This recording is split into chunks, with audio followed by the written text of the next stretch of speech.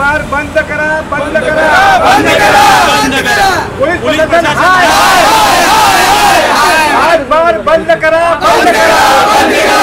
Police प्रशासन हाय हाय हाय हाय हाय, dance bar बंद करा, बंद करा, बंद करा। पुलिस प्रशासन हाय हाय हाय हाय हाय हाय, ये ते चार बंद करा, बंद करा, बंद करा।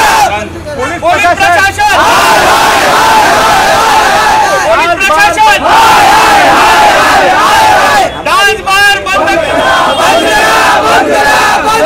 डांस बार बंद करो, बंद करो, बंद करो, बंद करो। पुलिस प्रशासन हाय हाय हाय हाय, हमारी मांगे पूरी करो, पूरी करो, पूरी करो। ते का आले तुम्ही? आम्ही सदर विभागामध्ये, सांताक्रूज विभागामध्ये जे लेडीज बार चालू आहेत इलिगल पद्धतीने, त्याच्या विरोधात आम्ही इथे आलेलो आहे निवेदन करायला कलेक्टर साहेबांना। कारण की आम्ही BMCला भेटलेलो आहे, पोलीस प्रशासनाला भेटलेलो आहे, एक्साईज डिपार्टमेंटला भेटलेलो आहे, फायर डिपार्टमेंटला भेटलेलो आहे। तिथून आम्हाला कोणत्याही प्रकारची मदत नाही मिळाली आहे। त्याच्यामुळे आम्ही कलेक्टर साहेबांना निवेदन करून त्यांच्याकडून मदतीची आशा आलेलो आहे। कारण की तिथे हा ब्लॅक मनी उडला जातो, परत तिथे ह्युमन ट्रॅफिकिंग होते। जी ह्युमन ट्रॅफिकिंग होते मुलींची, त्या मुली कुठे जातात हे कधीच कोणाला पता नाही आहे। तर त्या मुली या लाईनीत घुसल्या जातात, या व्यवसायामध्ये त्यांना घुसवलं जातं इलिगल पद्धतीने, आणि आतमध्ये काळा पैसा हा उडला जातो। म्हणजे काळा पैसा म्हणजे कोण असतात? बुकी असतात, ब्लॅक कमाई केली जाते। एक व्यक्ती 10-10, 15-15 लाख रुपये उडवतो। ह्याचा काळा पैसा जातो कुठे? मोदींजींनी, आपले माननीय पंतप्रधान यांनी सांगितलं होतं की काळा पैसा हा आणला जाईल। असं जर चालू राहिलं तर काळा पैसा येईल कसा? त्याच्यामुळे मी या विरोधातमध्ये मी रोज कंट्रोलला फोन करतो, ईमेल्स करतो, CPंना ईमेल्स करतो, ॲडिशनल CPंना ईमेल्स करतो, ट्विट करतो। त्याचा देखील मला काहीच रिप्लाय येत नाही। आणि हे पोलीस प्रशासन कंट्रोलला गेल्यानंतर, फोन केल्यानंतर ते फक्त तिथे जातात बारमध्ये आणि आतमध्ये बिस्लेटची पाण्याची बॉटल घेऊन बाहेर येतात। तर आमची एकच मागणी आहे की आतमध्ये जर हे असं चालत नाही आहे तर तुम्ही आम्हाला CCTV फुटेज का नाही देतात? जर आतमध्ये गुन्हा घडतोय तर त्याचा आम्हाला तपशील मिळाला पाहिजे, हीच आमची विनंती आहे। मग ह्याच्या मार्गे जर एखाद्या ठिकाणी पाणीपुरीचा थेलाही चालतो तर तोही सिनियर किंवा BMCच्या सहमतीने चालतो, तर हा लेडीज बार कसा चालू आहे? तुम्ही ऑर्केस्ट्रा बार आहे तर ऑर्केस्ट्रा बार चालवा। तिकडे 4 मुली सिंगिंग करतात, पण इथे 22 ते 25 मुली असतात, त्या अश्लील पद्धतीने डान्स करतात आणि त्या बोलतात ना अश्लीलता पसरवतात समाजामध्ये बस। आणि नोटा उधळल्या जातात अक्षरशः 5-5 लाख।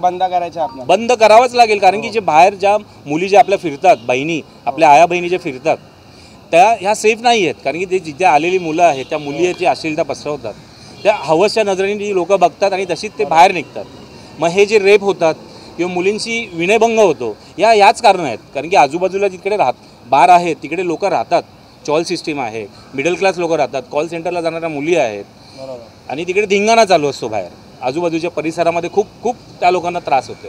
हीच कळकळीची विनंती आहे की ते बार बंद झाले पाहिजे आणि पोलीस प्रशासनाने आम्हाला सपोर्ट केला पाहिजे।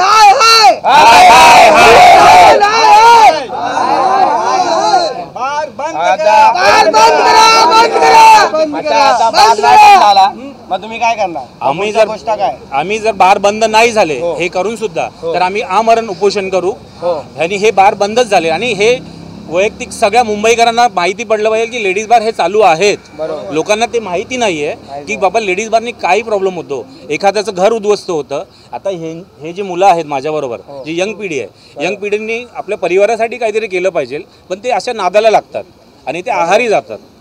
तिकडे पूर्ण आयुष्य बर्बाद झालेली लोक आहेत, करोडोची लोक ही रस्त्यावरती आलेली आहेत, ते लेडीज बारच्या नादाने। फक्त कारणीभूत आहे लेडीज बार. रेप घडतात हे लेडीज बारमुळेच घडतात आणि त्या मुली कशा नाचवल्या जातात, त्यांना जबरदस्ती केली जाते का नाही केली जात हेही तपासलं नाही जात. आतमध्ये खूप इलिगल पद्धतीने कन्स्ट्रक्शन केलेलं आहे BMCने, त्यांचंही सांगतो मी. BMCकडे गेलो की BMC पोलीसकडे पाठवते, पोलीसकडे गेलो तर पोलीस BMCकडे पाठवतो. मी ॲडिशनल CP पर्यंत सगळ्यांना मी भेटलेलो आहे. हे फक्त टाळाटाळ करत आहेत, बाकी मला काहीच करत नाही, ते मदतच नाही करत आहे.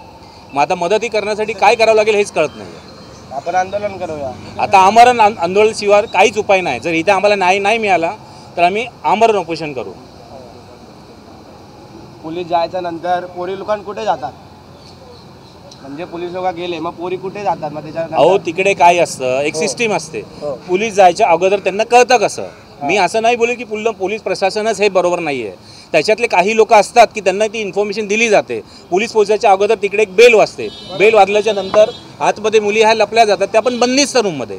जर इन फ्युचर तिकडे आग लागली तर त्या मुलींचं काय होईल, जीवाची हानी होईल.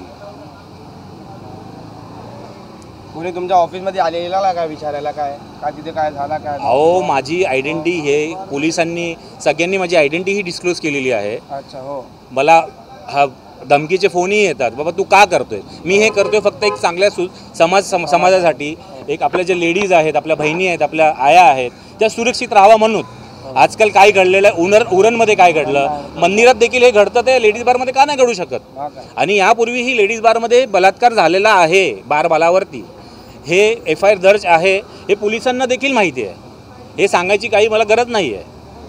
म्हणून आमची विनंती आहे की ही लेडीज बार हे बंद झाले पाहिजे.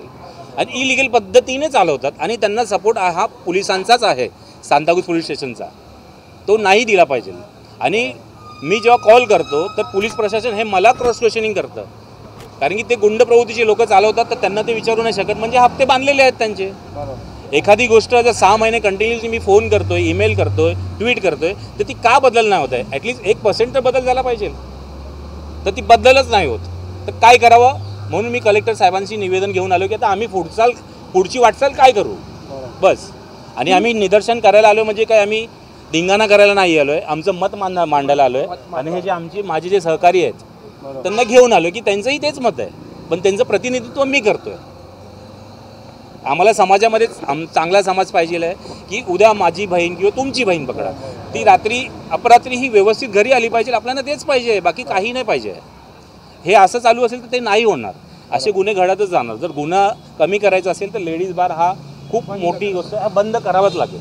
पुलिस प्रशासन हाय हाय, पुलिस प्रशासन हाय हाय, डांस बार बंद करो, बंद करो, बंद करो, डांस बार बंद करो, आणि बंद करो, बंद करो. आपले माननीय आपले जे आबा पाटील RR पाटील जे या नाही आहेत हयातीत, त्यांनी हा डिसिजन घेतला होता 2005 की लेडीज बार बंद करावेत. तर बंद झालेले आहेत. तर हे का चालू आहे. आणि तुम्ही ऑर्केस्ट्रा बारच्या नावाखाली लेडीज बार का चालवतात आहेत, काय मला कळत नाही. की हे मला खोटं ठरवलं जातं. आमच्याकडे व्हिडिओ आहेत सगळे, आम्ही व्हिडिओ ट्विट करतोच, ते पाहूनसुद्धा त्याच्यावरती रिप्लाय नाही देत. लेटेस्टचे ज्या दिवशीचे मी कंप्लेंट केलेली आहे, कंट्रोलला फोन केलेला आहे, त्या दिवशीचे व्हिडिओ देखील ऑफिसरला मी पाठवलेले आहेत, तरी देखील ते नकार देतात. म्हणजे काय बोलायचं, बोलतात आमच्या इकडचं नाही आहे. मग कुठे चालते तिकडे बंद करा. मुंबईमध्ये आम्हाला मुंबई ही सेफ पाहिजे. मेन गोष्ट काय, मुंबई ही सेफ ठेवा. आजकाल मुली ह्या मुलाच्या बराबरीने पुढे चालल्यात, तर त्यांना सेफ नको वाटावं का. तर त्यांना सेफ वाटलं पाहिजे. जे RR पार्टीने जे बंद केलेलं आहे ते बंद ठेवा. आम्ही कुठल्याही पार्टीबद्दल काही बोलत नाही, फक्त आम्हाला बार हा बंद पाहिजे. तो कोणी कसा सपोर्ट करता ते आम्हाला नाही माहिती, कारण की सपोर्ट शिवाय हा लेडीज बार चालू नाही शकत. हे मुंबई पुलिस हाय हाय,